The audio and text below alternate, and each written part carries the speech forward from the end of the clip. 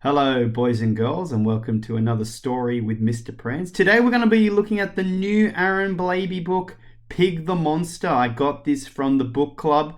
I thought that we'd like to share it during this lockdown time. We all love Pig the Pug, and he's back again as a monster for Halloween.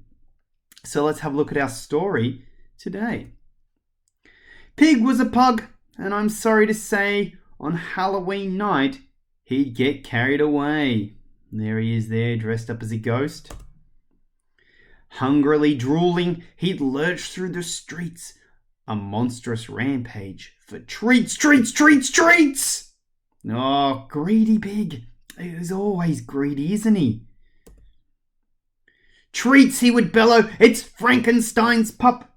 He'd grab a whole basket and snuffle it up. Oh dear, pig at it again.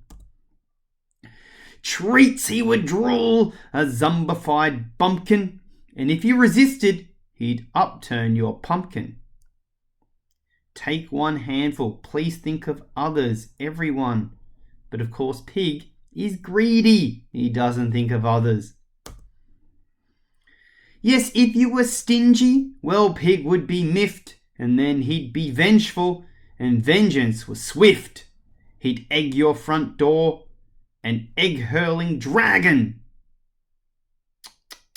Pig, you can't do that. That's not nice. He's not being a very nice person there, is he? No.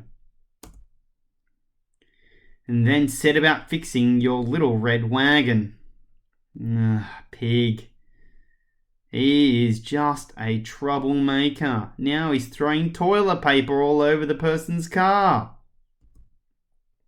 If Pig felt shortchanged and his hopes had been dented, it filled him with feelings that had to be vented. Terrible tricks would be briskly invented. Shenanigans like this could not be prevented. Oh no, Pig's throwing a tantrum again, and now he's left a bag of dog poo on somebody's front step. That's going too far, Pig. Too far. He ruined the evenings of those he tormented. The scale of his payback was unprecedented. He got satisfaction. He never relented. Your treats will be mine, he cried, wholly demented. He's going into crazy mode here, throwing paint on people, going into a manic state as a werewolf there. Wild in his triumph, the mummy unhinged. He laid out his plunder and frantically binged. Too much sugar. I hope you're not eating too much sugar in this lockdown time. Tearing through candy, a gluttonous goblin, he just didn't think about what he was gobbling. Gooey caramel chocolate. Yes, boys and girls, if you eat too much chocolate, you're going to go a bit crazy, and I don't think Mum and Dad wants us going crazy, particularly with all of us at home at the moment. Dogs can't eat chocolate, cried someone quite clever.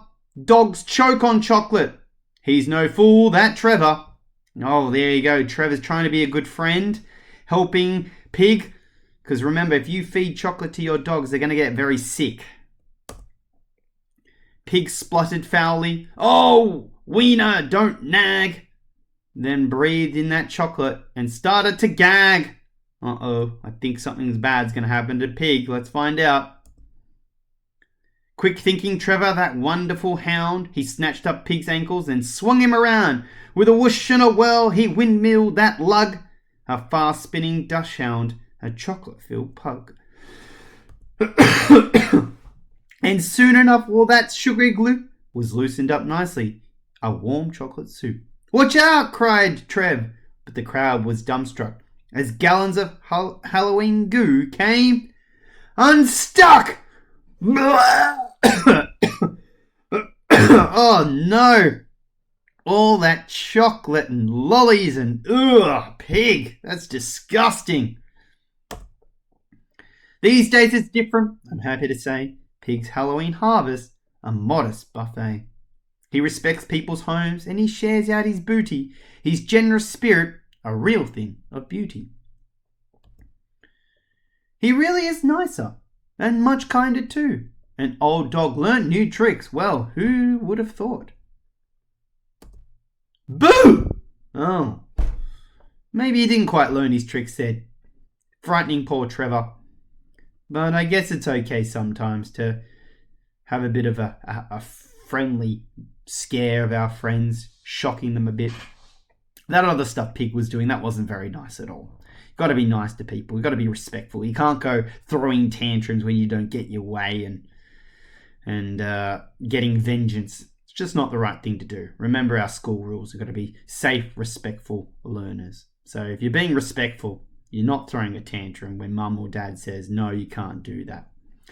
All right, well, that's Pig the Monster. What a great story that was. Well, I look forward to our next story. I think next time we might look at Bin Chicken. That's another book that I've got for us. Anyway,